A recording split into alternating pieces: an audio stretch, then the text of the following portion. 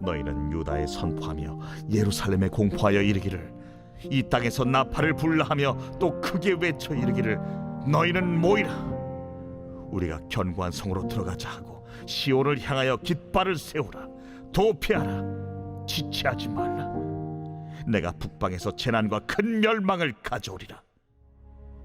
사자가 그 수풀에서 올라왔으며 나라들을 멸하는 자가 나와서되 네 땅을 황폐하게 하려고 이미 그의 처소를 떠났은즉 네 성읍들이 황폐하여 주민이 없게 되리니 이로 말미암아 너희는 굵은 배를 두르고 해곡하라. 이는 여호와의 맹렬한 노가 아직 너희에게서 돌이키지 아니하였습니다. 여호와의 말씀이니라. 그날의 왕과 지도자들은 낙심할 것이며 제사장들은 놀랄 것이며 선지자들은 깜짝 놀라리라. 내가 이르되 슬프도소이다. 주 여호와여, 주께서 진실로 이 백성과 예루살렘을 크게 속이셨나이다. 이르시기를 너희에게 평강이 있으리라 하시더니 칼이 생명에 이르렀나이다. 그때에 이 백성과 예루살렘에 전할 자가 있어서 뜨거운 바람이 광야에 있는 헐벗은 산에서 내 딸 백성에게 불어온다 하리라. 이는 기질하기 위함도 아니요 정결하게 하려 함도 아니며 이보다 더 강한 바람이 나를 위하여 오리니 이제 내가 그들에게 심판을 행할 것이라. 보라, 그가 구름같이 올라오나니 그의 병거는 회오리 바람 같고 그의 말들은 독수리보다 빠르도다. 우리에게 화 있도다. 우리는 멸망하도다 하리라. 예루살렘아, 내 마음의 악을 씻어버리라. 그리하면 구원을 얻으리라. 내 악한 생각이 내 속에 얼마나 오래 머물겠느냐. 단에서 소리를 선포하며 에브라임 산에서 재앙을 공포하는도다. 너희는 여러 나라에 전하며 또 예루살렘에 알리기를 애워싸고 치는 자들이 먼 땅에서부터 와서 유다 성읍들을 향하여 소리를 지른다 하라. 그들이 밭을 지키는 자같이 예루살렘을 애워싸나니 이는 그가 나를 거역했기 때문이니라. 여호와의 말씀이니라. 내 길과 행위가 이 일들을 부르게 하였나니 이는 내가 악함이라. 그 고통이 내 마음에까지 미치느니라. 오늘 우리에게 주시는 하나님의 말씀은 예레미야 4장 5절로 18절 말씀입니다. 본문은 2장부터 6장까지 이어지는 남왕국 유다의 죄에 대한 고발 내용입니다. 2장부터 6장의 핵심은 하나님과의 언약을 배반한 유다의 죄를 고발하고 그 결과로 하나님의 심판은 정해졌고 그 심판은 북방으로부터 오는 적에 의해 유다가 멸망할 것을 선언하는 내용이라고 할 수 있습니다. 4장 5절입니다. 너희는 유다에 선포하며 예루살렘에 공포하여 이르기를 이 땅에서 나팔을 불라하며 또 크게 외쳐 이르기를 너희는 모이라. 우리가 견고한 성으로 들어가자 하고. 아멘. 하나님이 너희라고 부르는 사람들에게 유다와 예루살렘을 향해 나팔을 불면서 크게 외치라고 말씀하십니다. 그들이 외쳐야 할 소식은 6절입니다. 그것은 깃발을 세우라, 도피하라, 지체하지 말라, 내가 북방에서 재난과 큰 멸망을 가져오리라는 것입니다. 이 말씀은 마치 전쟁의 소식, 적군이 침략해 오는 것을 보고 백성들에게 경고하는 파수꾼을 연상시키는 표현인 것이지요. 그리고 7절에서는 그 적군을 마치 수풀에서 나오는 사자로 표현합니다. 그 사자는 여러 나라들을 멸하기 위해 나와서 그때 유다와 예루살렘의 모든 성읍도 황폐해질 것이고 주민들은 다 사라질 것입니다.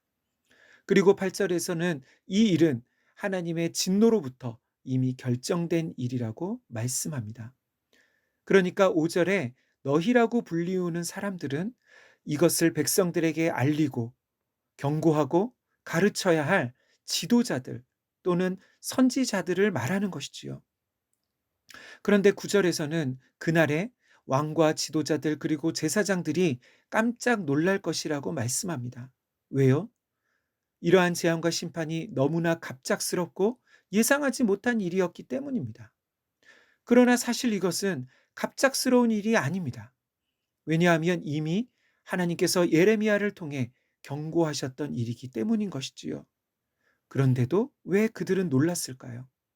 그것은 지도자들이 예레미야의 말을 듣지 않았기 때문입니다. 10절에서 예레미야는 또 다시 하나님께 탄식합니다. 내가 이르되 슬프도소이다. 주 여호와여, 주께서 진실로 이 백성과 예루살렘을 크게 속이셨나이다. 이르시기를 너희에게 평강이 있으리라 하시더니 칼이 생명에 이르렀나이다. 아멘. 에레미야는 하나님이 백성들을 크게 속이셨다고 탄식합니다. 이게 무슨 말일까요? 나라의 지도자들이, 정치적, 종교적 지도자들, 그리고 선지자들이 다 같이 평안을 말했기 때문에 백성들은 심판이 올 줄 몰랐다는 것입니다. 이것은 유다의 멸망에 대해서 1차적 책임이 지도자들에게 있음을 말하는 것이지요. 특별히 제사장, 그리고 선지자와 같은 종교적 지도자들의 책임이 큰 것은 그들에게 백성들의 신앙과 삶이 달려 있었기 때문입니다. 예레미야는 백성들 편에서 그들이 지도자들의 말을 믿고 따랐기 때문에 심판과 멸망을 당하는 것은 억울하다고 말하는 것이지요. 그래서 예레미야는 이것을 하나님께서 유다 백성들을 속이신 것과 같다고 말하고 있는 것입니다. 그러면 정말 하나님은 백성들을 속이신 것일까요? 아니요. 하나님은 유다 백성들을 속이신 적이 없으십니다. 모든 선지자들이 평안을 말한 것은 아니었습니다. 에레미야 한 사람은 심판이 올 것을 말했습니다. 그래서입니다. 백성들의 잘못은 무엇일까요? 백성들은 누구의 말을 들어야 할지, 누가 참 예언자인지 분별해야 할 책임이 있습니다. 다시 말해, 가장 큰 책임은 지도자들에게 있는 것이 맞지만 백성들에게도 책임이 있는 것이죠. 사랑하는 성도 여러분, 오늘날도 마찬가지입니다. 오늘날 교회 안에 많은 잘못된 지도자들이 있다 할지라도 그 가운데 참된 지도자와 또 바른 메시지를 분별해서 그 말씀대로 살아가는 몫은 성도의 책임인 것이지요. 그런데 유다 백성들에게는 그 분별력이 없었습니다. 왜 그랬을까요? 첫 번째 이유는 그들 자신이 영적으로 무지했기 때문입니다. 하나님에 대해 그들은 잘못 알고 있었습니다. 두 번째로 그들은 자신들이 듣기에 좋은 말, 평안과 축복의 메시지를 전하는 그러한 사람들의 말을 더 좋아했습니다.